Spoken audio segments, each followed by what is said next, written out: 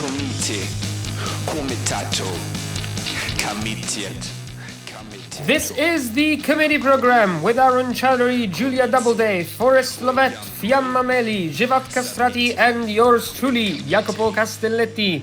We now join the program, already in progress. When we split from Minnesota in the morning, in the rain. We're going to be masks on here because I'm should I put one on as well? In a lobby in Geneva. I think it would be better for if we could match. I'd appreciate that. This pun thing's become very addictive, right? I see a lot of good ones here too, right? So do you feel like because you've been doing this, you now just see them everywhere, or just that you're getting better at it, or what is your pun theory? You have a pun theory? I think it's once the faucet is turned on, you can't turn it off. Puns just It's a faucet. That's the analogy. Yes, yeah. Well, I will say the pun faucet is on, and I'm seeing good stuff here.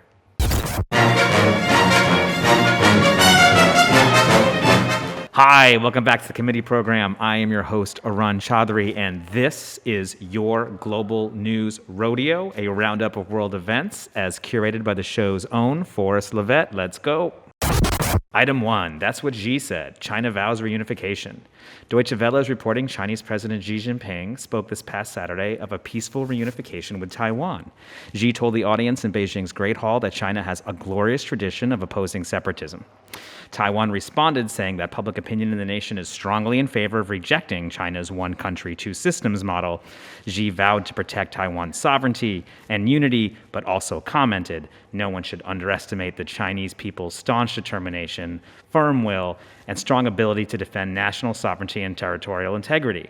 Taiwan split from the mainland in 1949 and considers itself an independent state, while Beijing says it's only a breakaway province. And just not to editorialize on this too much, but the U.S. makes trouble in these situations by if we care that much about the sovereignty of Taiwan, why don't we recognize it? And obviously there are geopolitical reasons that we don't do that, but it's really hard to have your cake and eat it too on these issues. And I bring it up because it's also the same thing, in other places that we've talked about, like Catalan and Kosovo and places that have sort of an indeterminate problem right now, is that the kind of cosmopolitan West wants its cake and wants to eat it too. Yeah? Yeah. Item 2, exit polls. Poland court rules against Brussels. Politico Europe is reporting that Poland's constitutional tribunal has ruled the national constitution has primacy over EU law. President of the European Commission, Ursula von der Leyen, said that she was deeply concerned by the ruling. In short, the court says that the four main provisions of the EU treaty are at odds with and should not take precedence over the Polish constitution. This could lead to an Article 7 procedure which would suspend Poland's voting right in the Union. One EU professor of law said the EU must take the systematic decision seriously and stated, the EU should say, you now have to change the Polish constitution or you cannot remain a member state. Speculation surrounds whether this is a deliberate move in the direction of a Poland exit or Pole exit from the EU. I think we can do better on branding than Pole exit, right? I mean, I'll have to think about it more, but I'll get back to you on this, but we can rebrand Pole exit much better. Brexit was good because it made sense. All right, this is not the point of the article, so we can move on. Item 3, Zemmour bad news. Right-winger surges over Le Pen. The Socialist Workers reporting that French right-wing candidate Eric Zemmour has now passed Marine Le Pen for second place in early presidential polls. Zemmour is an outspoken Islamophobe, racist, and sexist who has numerous convictions of hate speech. He is a proponent of the Great Replacement theory, which posits white Europeans are being replaced by immigrants. Not true. Although Zemmour has not made a formal announcement of his candidacy, he has gained massive media coverage, enabling him to spread his brand of nationalistic politics. If the election were held today, Macron and Zemmour would face off in the final round. Jean-Marie Le Pen, the father of Marine and the founder of National Assembly, said he will support Zemmour if he is in a better position to win. Ouch. Item number 4, bill. A man's name, of course. Texas abortion bill reinstated. NPR is reporting the Fifth U.S. Circuit Court of Appeals has denied a lower federal court ruling, which has temporarily suspended the Texas abortion ban. The DOJ now has until this Tuesday, October 12th, to reply to the ruling. Until then, the near total ban on abortion remains in effect. Abortion providers in the state say they expected the lower court suspension would be overturned quickly, and now they are asking for permanent relief from the U.S. Supreme Court, but the judges initially declined to intervene, and no further responses have been given. Amy Hagstrong Miller, founder and CEO of Whole Women's Health, said the potential closing of abortion clinics, if clinics close because SB 8 is enforced long enough, the damage will be done even if eventually it's struck down. And that is so much of these sort of anti-repro rights legislations, right? It's just grind people down until they can't function as clinics, and then the damage is done because there's no one providing abortions. And I think if you all realized how few clinics are actually doing abortion procedures, you'd realize what a razor's edge we're on here. Item 5, strike South Africa. Workers demand more. African News is reporting the Congress of South African Trade Unions organized a large demonstration of workers last Thursday, marching to the office of Gauteng Premier David Makura. The march took place on World Day for Decent Work, and the demonstrators delivered a list of demands. The deputy president of COASATU said, "We are focused on the following issue, comrades: the fight against corruption, the fight against job losses and retrenchments, and to stop an attack on collective bargaining, and to stop these budget cuts." A member of the executive body signed a memorandum with workers and said they would respond to the people's demands. Item 6, when the levee breaks, countries agree on a global tax rate. The Guardian is reporting that the OECD has formed an agreement of 136 countries and jurisdictions to impose a global minimum corporate tax of 15% by 2023.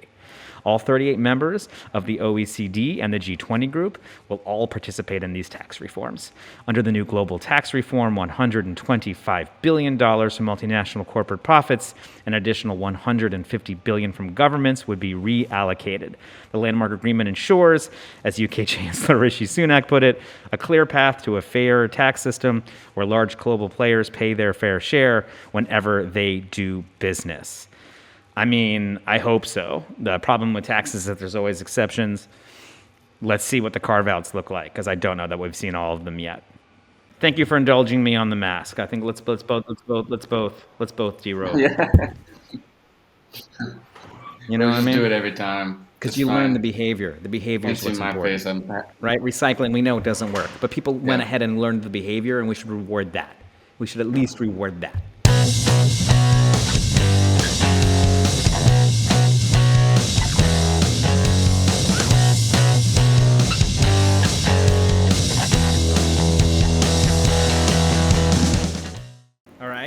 I'm one of those cat people. Who's anti-dog. Okay. Oh no. I know that your dog's got its own Twitter account, whatever fucking bullshit. That's fine. That will not be a cute thing we're doing on the show. I'm very sad now.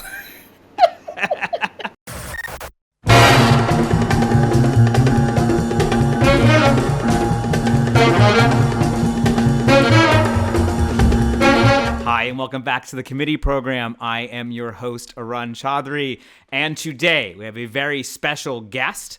You know how we're bringing on folks who aren't just, commentators and pundits on global politics, but also are practitioners. Today we're taking that one step farther, and we're bringing in someone who is an academic expert on the job that committee actually does, which is, of course, making propaganda. So I want to introduce all of you to Emma Briant, who is a professor of propaganda at American University in Washington, D.C., who is going to shed some light on the actual study of what it all means. I think you're someone who we're going to be talking to a lot, so I was really excited to have you meet the audience. And also, being that you're a doctor, that's also something very helpful for me to talk to as all of us go through a lot of things with COVID, so I think that's very helpful. Indeed, but that's a little outside of my expertise. Oh, you're just being modest. I mean, professor and a doctor, I think it's very impressive. So the first thing that I want to ask you is, so you call yourself a professor of propaganda, right? I'm sure it has different names, might be in the communications department, maybe poli-sci some places. But what do you mean by that? Talk to us about it. Well, at the moment, I'm teaching a communication course at American University as an adjunct, but I do all sorts of different teaching and research around the subject of propaganda, which is like the deliberate activities in the communication sphere to try to influence our behaviors and attitudes and opinions and emotions. Within that research... I mean, we just want you to vote for people on the center left. I mean, is that like, you know, that's all we're asking? Well, actually, The left, not the center left, the left. It spans a range of different activities, though. Some of the spookier stuff done by our intelligence agencies, for example, and governments is quite interesting, and that's an area of my particular expertise. But yes, also politics and the kind of thing that you sometimes do. But I'm really interested in ethics, so I look at kind of the really dirty end of propaganda, where people might be abusing data regarding, you know, personal aspects of our, you know, mental health, our personalities, and weaponizing that to advantage them in a campaign. So some of the kind of tactics that people use can be really kind of dodgy, and that's the really interesting stuff, and that's the stuff people try to hide. So that is the kind of thing that I'm always trying to analyze and research for my work. Well, I mean, let's get specific on it and use Cambridge Analytica as an example, because number one, that's something that you know a lot about. You were involved in the Great Hack in the movie, and it's also something that we have had disagreements on when we talk. So I would definitely love to break that down before we move into the ethics. And you know, you can tell me that I'm not a bad person and all of things that you do in your other job as a doctor. But talk about what actually did Cambridge Analytica do, and what did they do with what they did? Okay, so they had this ocean methodology, which was a personality test, which they applied to Facebook data and the kind of things that people like and in their Facebook profiles. They worked with researchers from Cambridge University to gather data from Facebook, which was harvested without consent. And Facebook apparently knew more than they admitted at the time about this. So this became a really big scandal. Now, one of the interesting things is this kind of methodology that they deployed. And that is, I think, where a lot of people haven't quite understood the method, because a lot of academics and people within the field said, well, these methods don't even work very well, okay? And I think I was one of those people, right? Like acknowledging they stole a crap ton of data that they shouldn't have been able to harvest from people. Yeah. But then it's like there's no magic machine to like put that in to have it spit out like, you know, hologram, Star Trek, like, you know, simulations of life. This whole kind of brainwashing thing that people get worried about, I think that takes it too far, okay? Nobody is saying that everybody is completely controlled, okay? And that, you know, by seeing an ad, that automatically means you believe what it says. Of course that's not true. It's far more sophisticated than that. But one of the things that was frequently said is that their method just wasn't effective. But what I found in my research was actually that it wasn't effective for a lot of things. So for if you want to target people with ads to sell dog food, it's probably not going to help very much. But with certain aspects of their work, so for instance, the kind of conspiracy-driven campaigns, it was particularly effective on neurotics.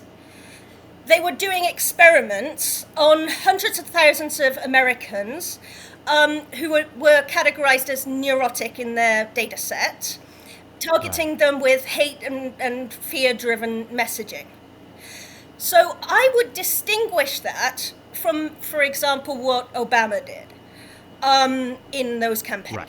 And that's the key thing, because if you are realizing that actually this particular subset of people are particularly likely to be motivated by fear and motivated to action, then that kind of has a really disturbing potential, particularly when you see us evolving into an era of pandemic and of incitement to insurrections and the campaigns that have been advantaged during this kind of period have been really concerning conspiracy theories about QAnon and COVID.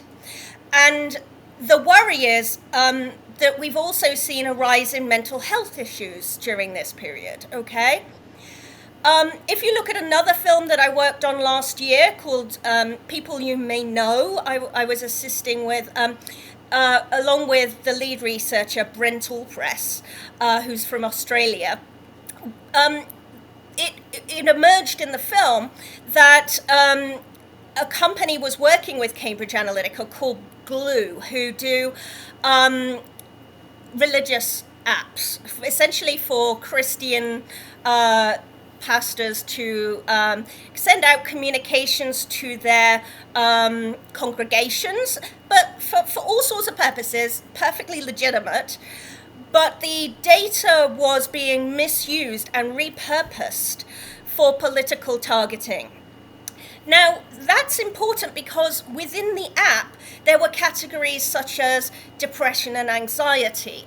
And the kinds of services that the churches were providing included support for grief counseling, for financial counseling, for all sorts of, relationship help.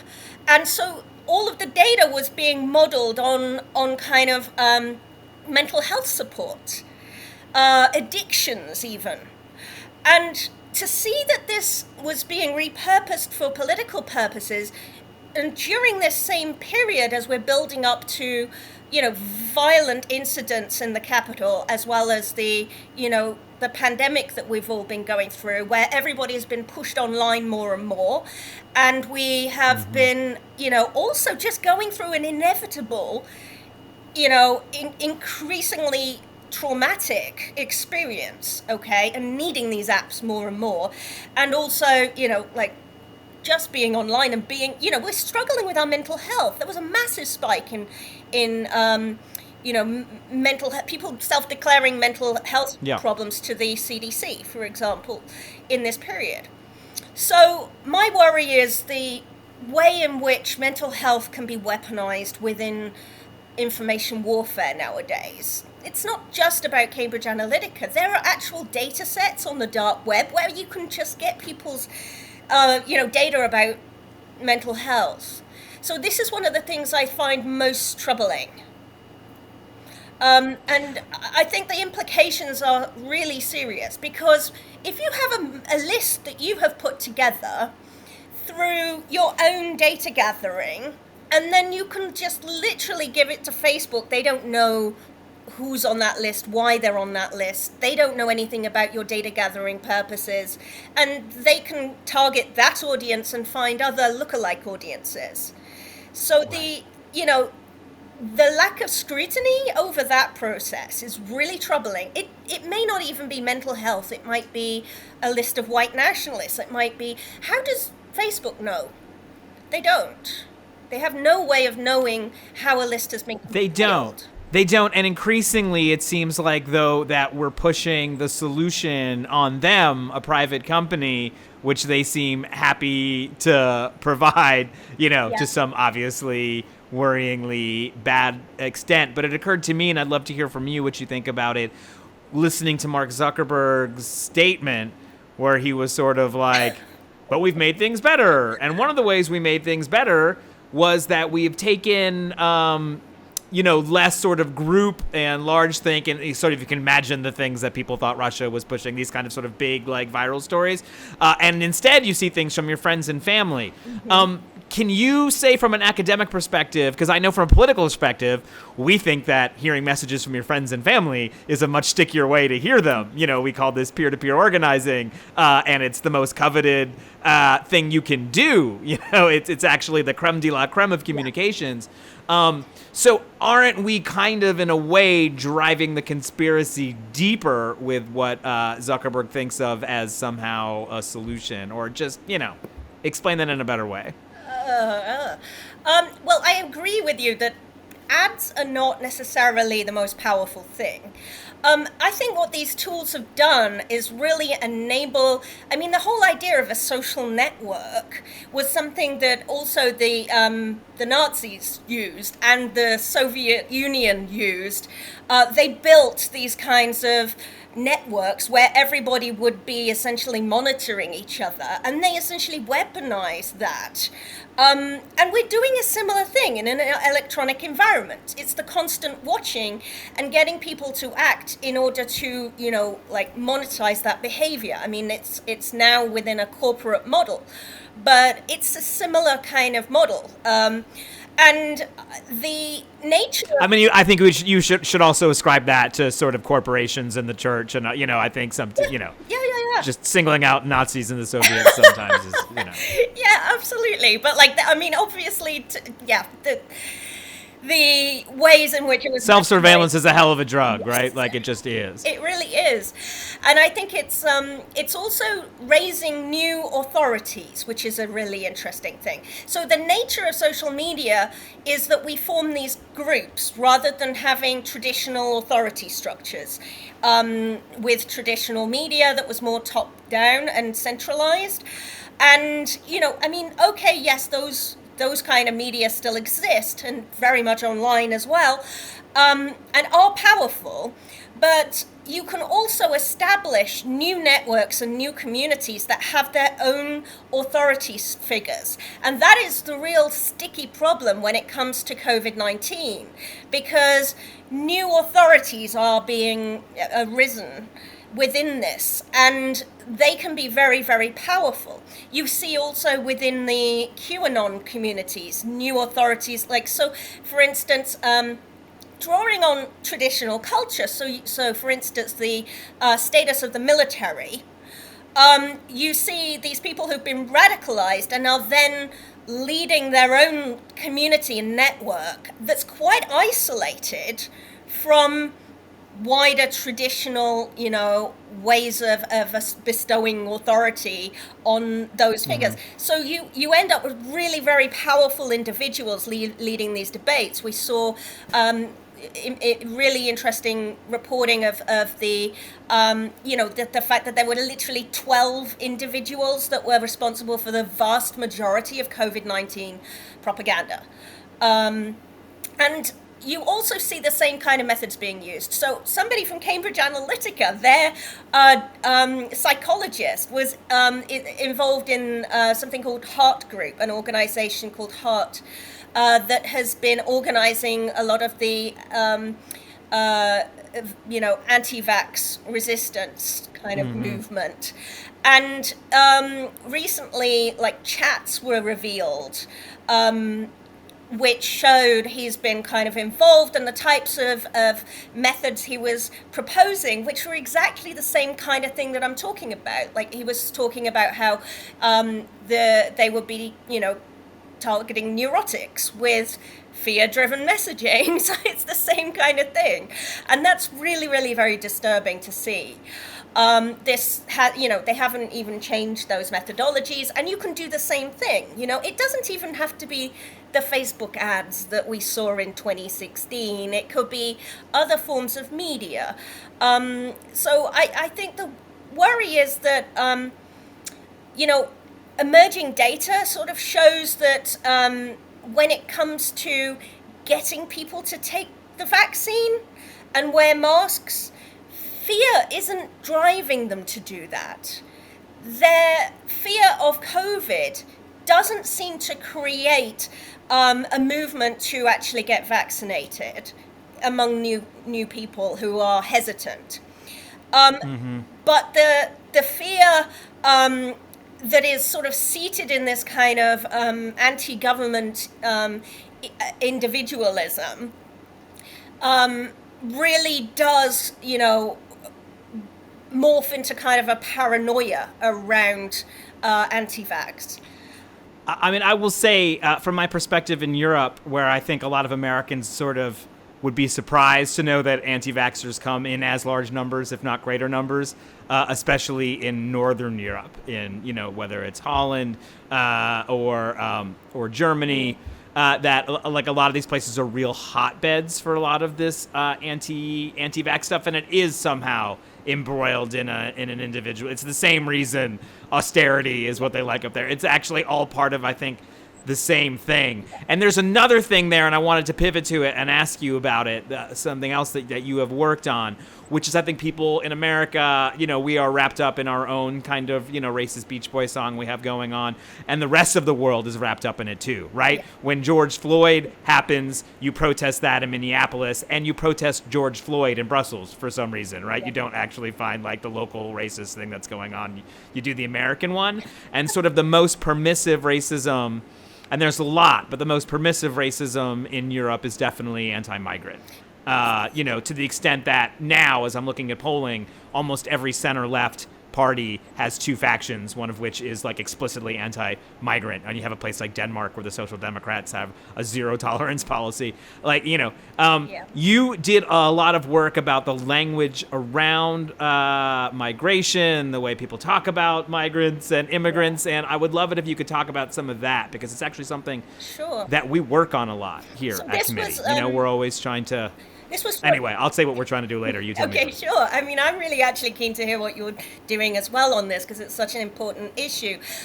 This was one of the first projects I did after I finished my PhD. I published a book called Bad News for Refugees with my PhD supervisor, Greg Philo, and a colleague, Pauline Donald.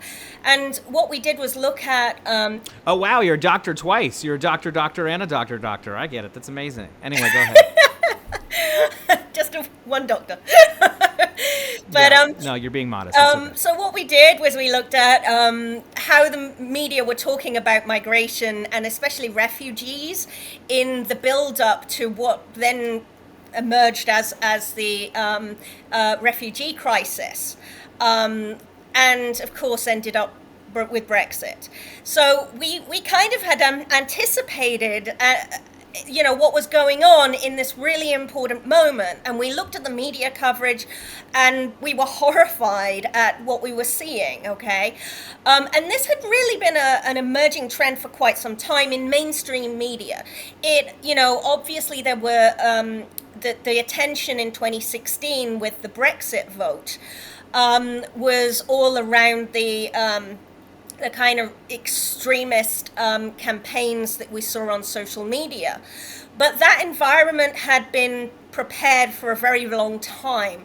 And actually it was very much leading out of the war on terror.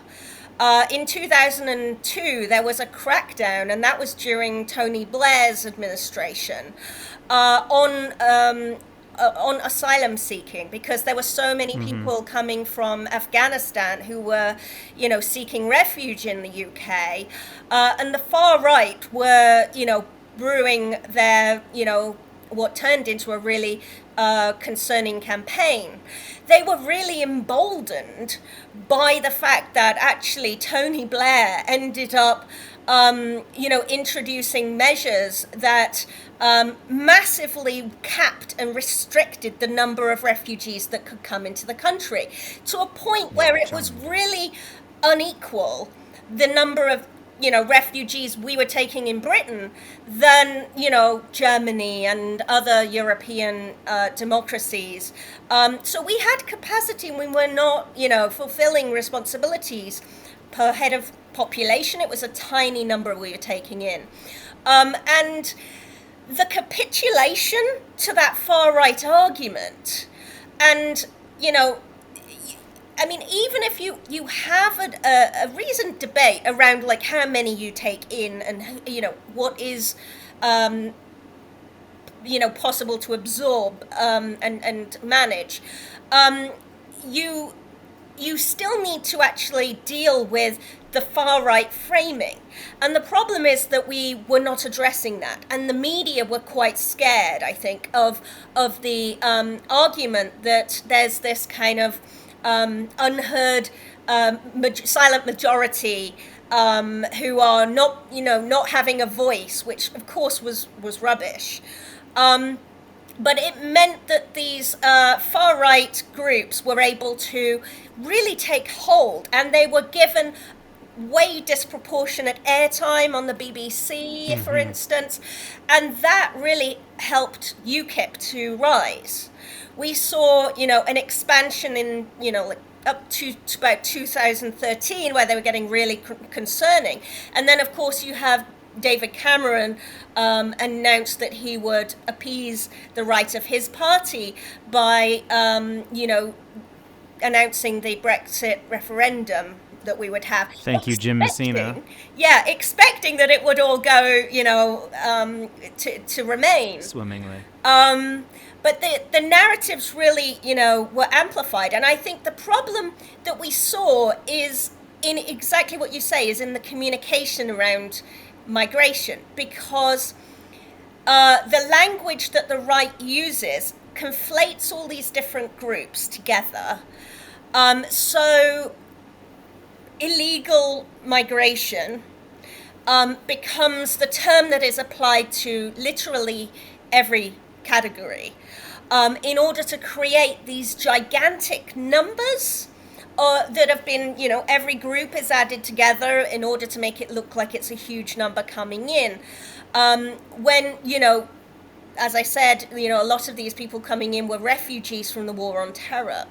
There's also an amplification of extreme cases. So you see debates around, you know, one person who was a, you know, homegrown terrorist, and those are used as a weapon to try to, you know, argue for deportations and really strict measures that make it a hostile environment for migrants in the UK.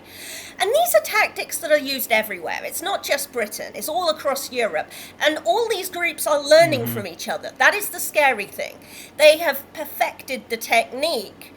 And we now have an infrastructure online that where you can, you know, as we've been saying, you know, fear can be very easily amplified, and rational arguments about, you know, migration are not so easily distributed, and they're just not as engaging with a lot of audiences. Now, It's also some good old-fashioned media know-how, right? It's the Rupert Murdoch kind of stuff of the world, too, because I will say especially... and I'm assuming the UK's like this a bit, but I'm working a lot in Italy, you know, where you do have sort of Salvini, who's, you know, master at hating on migrants, just like really, you know, just one of the greats. And it, you know, and you take a place like an election we're working in Emilia-Romagna, where their main argument was about a crime that a migrant had committed, right? This is Emilia-Romagna doesn't just have a low crime rate for Italy, it has a low crime rate for Europe. I think it actually might have the lowest crime rate in all of Europe, which is saying something, right? You can lie down with like $100 bill sticking out of your mouth and nothing will happen to you. But yet, sort of, you know, a one kind of thing will just get played so endlessly on television that if you're an older person who is wired into that, that's what you're consuming, you know, every hour, more investigations, and it's this thing, terrifying. you know. It really becomes terrifying for people who maybe have very limited actual experience with migrants. And the, you know, and it really is terrifying also for migrant communities. So we did interviews with refugees who, you know, one of them told me that they were too scared to answer the door.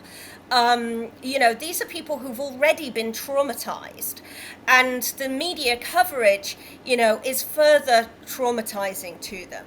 Now, it also makes it difficult for us to actually deploy resources when we do bring in migrants. You know, it's it's reasonable to say, we need to have a debate around mental health. And, the fact that people may have PTSD because they may have been tortured, for example, if they're coming in as a refugee. And you need to have resources there, in order to, help them to be a part of the society and support them.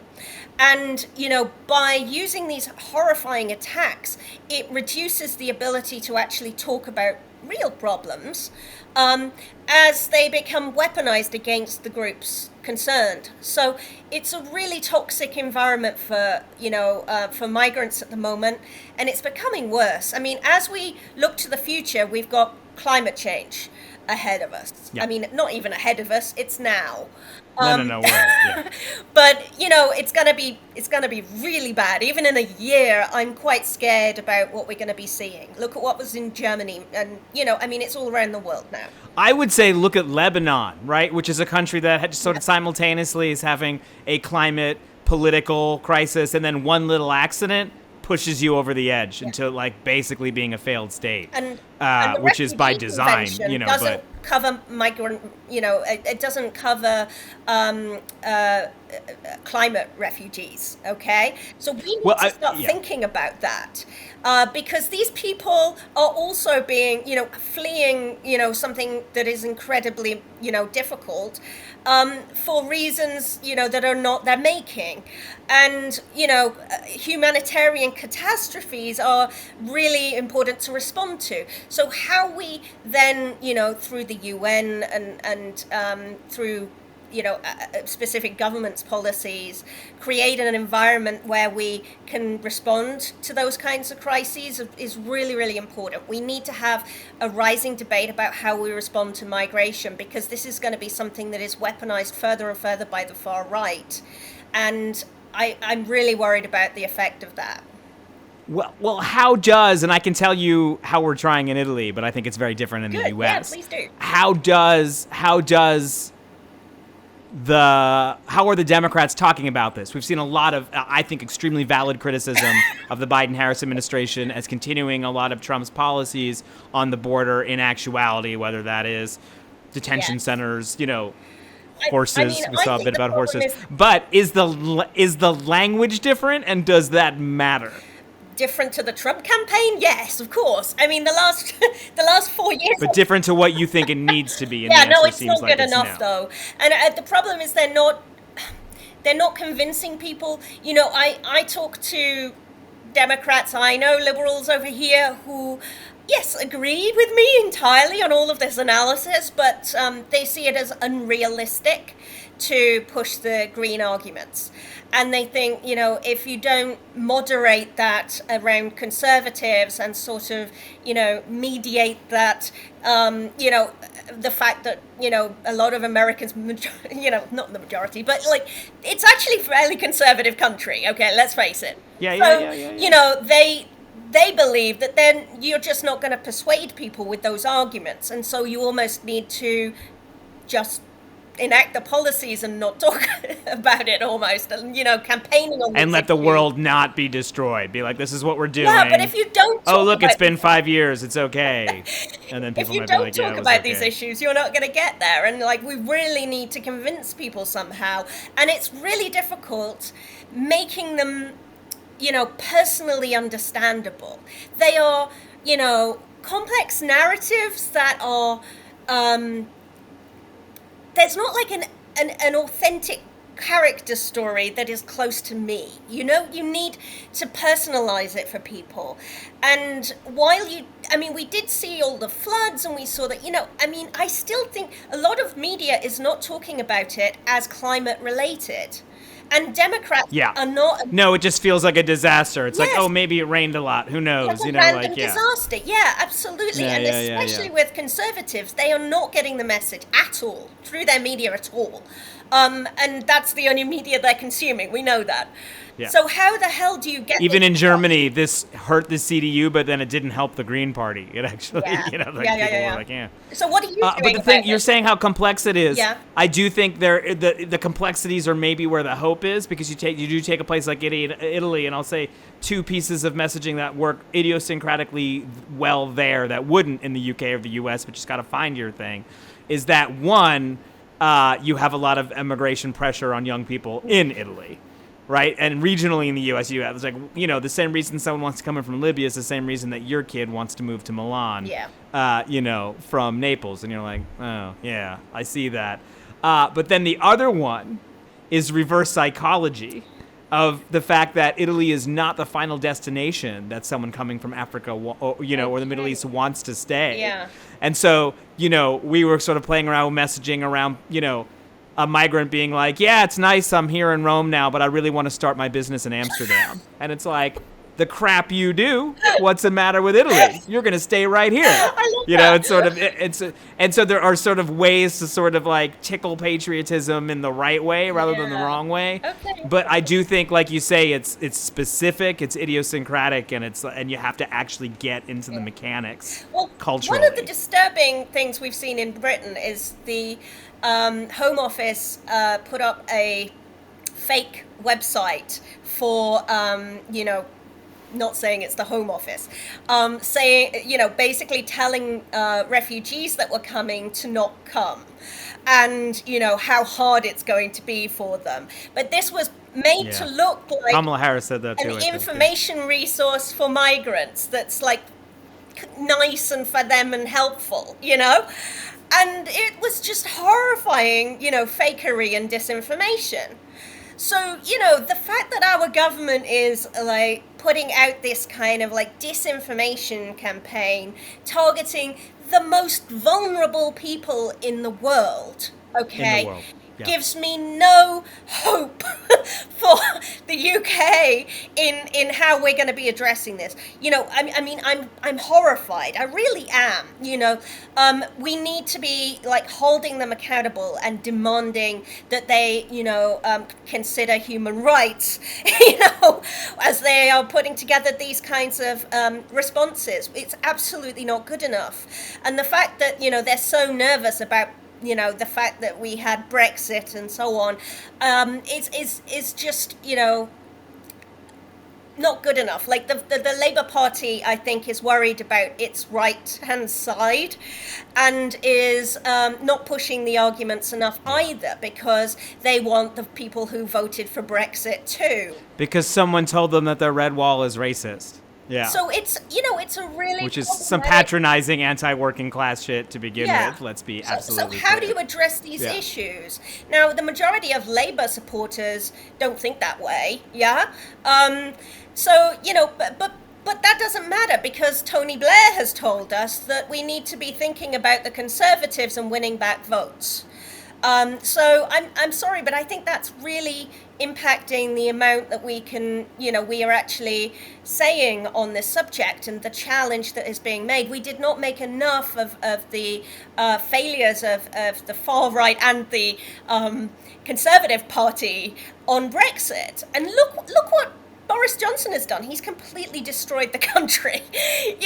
We're in a massive economic crisis now because of Brexit. I hope the rest of Europe is watching. It's just a correction. It's the normal correction that happens when you are superheating your economy. I listened to Boris Johnson's speech. I know what's happening. I know, it's hilarious. It's comedy. It's I'm seeing comedians are struggling now because it's there's just, what do you do with this? It's too incredible already in the reality of what we're living. And yet the polls have been so kind, not just to the Tories but to Boris Johnson specifically, that I would say I can't imagine them feeling the need to change their message other than just sort of saying level up every couple of minutes at all. Well, because, I don't think we anticipate it at all. And I think it's on Labour to decide if they want to be Tory light on these issues or if they want to actually stand up for something. Well, at the moment they're too busy still fighting amongst themselves and trying to kicking Ken Loach out of the party. The left. So I'm like, if